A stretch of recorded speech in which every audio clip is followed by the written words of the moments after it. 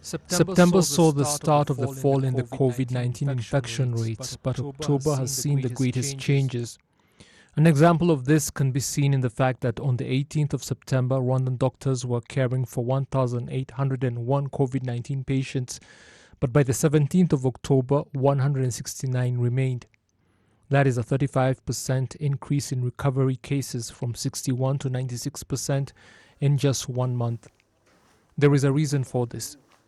ubu dusigaranye ahantu havurirwa abarwayi bafite COVID-19 ahantu 8. We're now left with just 8 COVID-19 treatment centers still open. There was a time when we had more than 30, and the reduction in treatment centers can be attributed to 2 things. You spoke of the first, which is a reduction in the infection rate, leading to some centers closing because there were not enough patients coming in. However, there is also the reason of our treatment policy changing, with non-critical asymptomatic patients being treated at home. Those are the majority, and that is why some of those centers closed.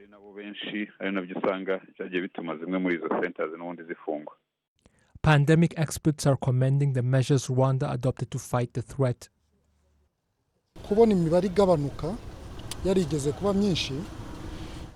Seeing the figures reduce when they were once so high is an indication that the measures adopted have been producing results. That is the first point I want to make. The fact is, the pandemic cannot just start to subside by itself, because we have seen in many countries where measures are not being implemented and people are just waiting for the infection rates to fall by themselves. They have been rising. Even worse is the fact that different reports have been indicating new strains of the virus in different places that are much worse than the original strain.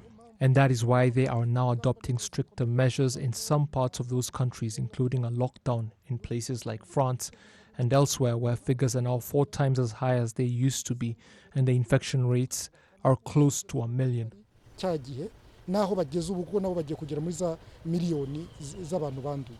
With such progress in the fight against COVID-19 here in Rwanda, some people have begun to deceive themselves that the virus might have bbeen defeated, but those in the fight say that is not so.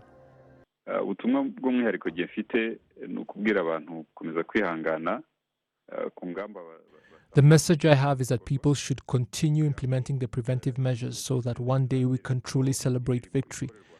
But for now, the pandemic is still present and could catch us off guard if we tell ourselves that because the figures have been dropping, we can become complacent. Among the things that appear to have helped reduce infection rates so significantly, and research has proved this, is outdoor activities that help slow down infections as opposed to indoor activities. I therefore have to emphasize that gatherings that bring together many people should be held outside because it is helping us fight this. In many developed countries, especially in Europe, many people are now staying indoors a lot because of the cold and infection rates are spiking. And so we want to emphasize that outdoor gatherings help reduce the spread of COVID-19.